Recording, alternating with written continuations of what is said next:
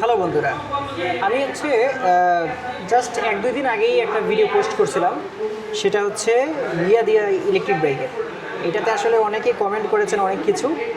So আজকে আপনাদেরকে দেখি কমেন্টগুলোর উত্তরগুলো দেওয়া যায় কিনা। এখনও একটা ইলেকট্রিক বাইকের শোরুমে আছে, এটা হচ্ছে রিভু। এটা হচ্ছে এফএস মোটরস, সেটা হচ্ছে মিরপুর 60 ফিট রোডে অবস্থিত। এখানে কিন্তু সবগুলো মডেল অ্যাভেলেবেল রয়েছে, তবে নাই হচ্ছে E52 যেটা 140 কিলোমিটার, E52 যেটা 140 কিলোমিটার রেঞ্জের, সেটা আসলে নাই। ওই যে দেখতে পাচ্ছেন সেটা।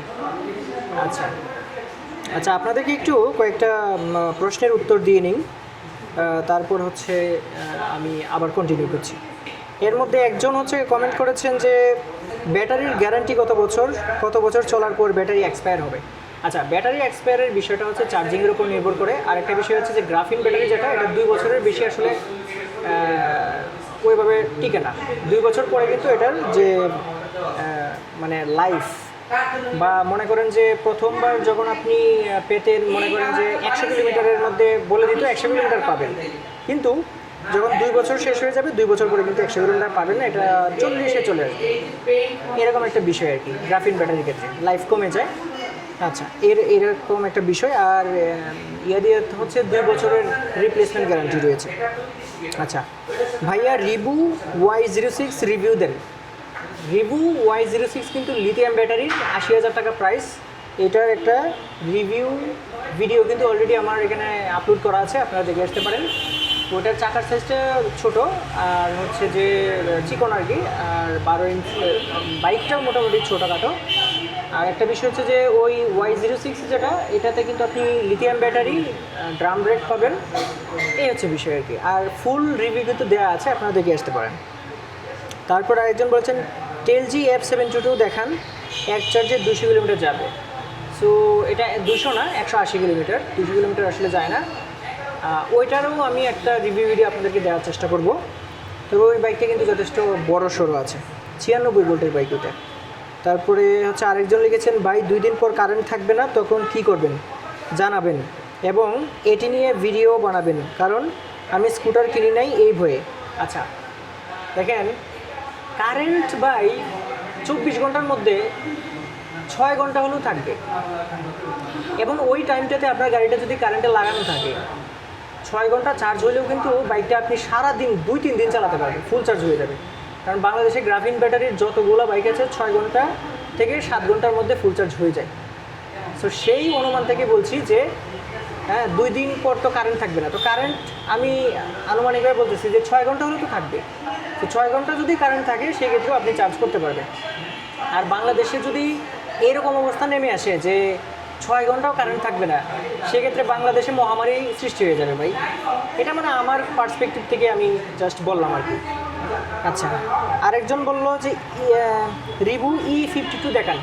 ভাই রিভু E52 হচ্ছে, আমি যদি আপনাদেরকে দেখাই, সো এই বাইকটা আপাতত হচ্ছে স্টক আউট, কোনো শোরুমে কিন্তু এটা নাই। এটা 140 কিলোমিটার রেঞ্জ আছে, একদম ম্যাক্সি স্কুটার। প্রাইসেও যথেষ্ট পরিমাণ E52। তারপরে হচ্ছে যে একবার চার্জ করলে এটা আপনার 140 কিলোমিটার রেঞ্জ, 96 ভোল্ট, 35 এম্পিয়ারের। সো এটা অ্যাভেলেবেল হওয়ার সাথে সাথে আমি আপনাদেরকে হচ্ছে অবশ্যই আপনাদেরকে ভিডিও দিয়ে দিব এটার। সো দাম বেশি, 50-60 হাজারের মধ্যে দেখান। 50-60 হাজারের মধ্যে গাড়ি যদি কেনেন, চালাতে পারবেন না, মানে ইলেকট্রিক বাইক। আর চালালেও সেটা বেশি দূর যাবে না আর কি, মানে আপনার পারপাস সার্ভ হবে কিনা আমি শিওর না। এরপরে হচ্ছে আরেকজন লিখছে যে লাস্ট 2টা মডেলের আসল জিনিসেই বলেন নাই। সো আসল জিনিস বলতে বলার চেষ্টা করছি, সেক্ষেত্রে যদি আরও জানতে চান, সেক্ষেত্রে তো নাম্বার দেওয়া আছে, ওদেরকে যোগাযোগ করলে কিন্তু আমার চেয়ে আরও বেশি বলে দিবে। জাস্ট একটা হোয়াটসঅ্যাপে মেসেজ করে দিবেন, দেখবেন যে ওরা সব কিছু বলে দিছে। তারপরে হচ্ছে ভিডিওগুলো এভাবে বাংলায় বানাবেন, ইংরেজিতে না। ভাই আমি তো বাংলায় বানাই। আপনার যে মোবাইলটা আছে বা ডিভাইসটা আছে, সেখানে কিন্তু যে ট্র্যাক আছে না, অডিও ট্র্যাক, সেটা ইংলিশ করা, এই জন্য হচ্ছে ইংলিশে শোনা যাচ্ছে। আপনি যদি নিজে না পারেন, তাহলে অন্য কাউকে দিয়ে অডিও ট্র্যাকটা হচ্ছে চেঞ্জ করে বাংলায় করে দেন, তাহলেই দেখবেন যে বাংলায় শোনা যাবে। এই হচ্ছে বিষয়। আর হচ্ছে আরেকজন হচ্ছে বাইক নাই। হ্যাঁ, অনেক শোরুমেই বাইক নাই, মানে ইলেকট্রিক বাইকেরও আকাল পড়ে গেছে, ইলেকট্রিক বাইক মোটামুটি শেষ হয়ে যাচ্ছে। সো ইলেকট্রিক বাইক তো আগে বেশি চলতো না, এখন যখন ওই যে ফুয়েলের টানটা পড়লো, তো ফুয়েলের টানটা পড়ার পরে কিন্তু এখন ইলেকট্রিক বাইক প্রচুর চলতেছে। আচ্ছা, আরেকজন বলল যুদ্ধের কারণে ইভির পরামর্শ দিচ্ছেন, ভালো কথা। তেল দিয়ে কি শুধু না, সে বলতেছে তেল দিয়ে কি শুধু যানবাহন চলে, তেল দিয়ে না আসে বিদ্যুৎ, পাবেন কোথায় ইভি চার্জ দেওয়ার জন্য? মানে ওনার সেন্টেন্সটা আমি পড়তে পারতেছি না ঠিক মতো, তো তবে যেটা বুঝলাম সে বলতেছে যে যুদ্ধের জন্য ইভির পরামর্শ দিতেছি, 2 দিন পরে আসলে বিদ্যুৎ যেগুলো যে প্ল্যান্টগুলো রয়েছে যেগুলো হচ্ছে আপনার এই ইয়া দিয়ে চলে, মানে তেল দিয়ে চলে, সেগুলো আসলে কি হবে, এটা আসলে বোঝাতে যাচ্ছে মনে হয়। সো এই জিনিসটা আসলে আমার জানার বিষয় নয়, এত এত গভীরভাবে আসলে চিন্তা করার মানে আমার পক্ষে সম্ভব না। যদিও সোলার দিয়ে চার্জ করা সম্ভব, ভালো সোলার যদি হয় শক্তিশালী, সেক্ষেত্রে চার্জ দেওয়া সম্ভব। আরেকজন বলল যে বাংলাদেশে এইসব স্কুটার ইলেকট্রিক বাইক কেন আনে, বাইরের দেশে ইলেকট্রিক সাইকেল দেখলেই কিনতে মন চায়, বাংলাদেশে এগুলো খেলনার চেয়েও বাজে মনে হয়। হ্যাঁ, আপনার কথা সত্য, এটা এতটুকুই ছিল, এই কয়েকটাই পড়লাম, আর বেশি আসলে পড়ার সময় নেই, ভিডিওটা বড় হয়ে যাচ্ছে। এখন বাংলাদেশের কথা যেটা বললেন, যে বাংলাদেশের বাইরেরগুলো দেখলেই কিনতে মন চায়, আর বাংলাদেশেরগুলো মন চায় না, কারণ এটা বাংলাদেশ, এটা মনে রাখবেন।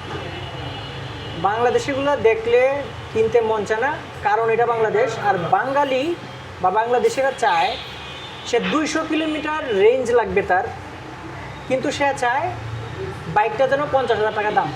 তো এটা কি সম্ভব?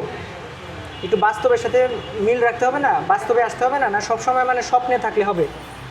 আপনি 200 কিলোমিটার, 150 কিলোমিটার, 100 কিলোমিটার রেঞ্জ চান, আবার বলেন যে আপনার বাইকটার দাম হতে হবে কম, অনেক কম, 50,000 টাকা, কীভাবে? আচ্ছা, এই হচ্ছে বিষয়, কারণ এটা বাংলাদেশ, সেটার জবাবটা দিয়ে দিল।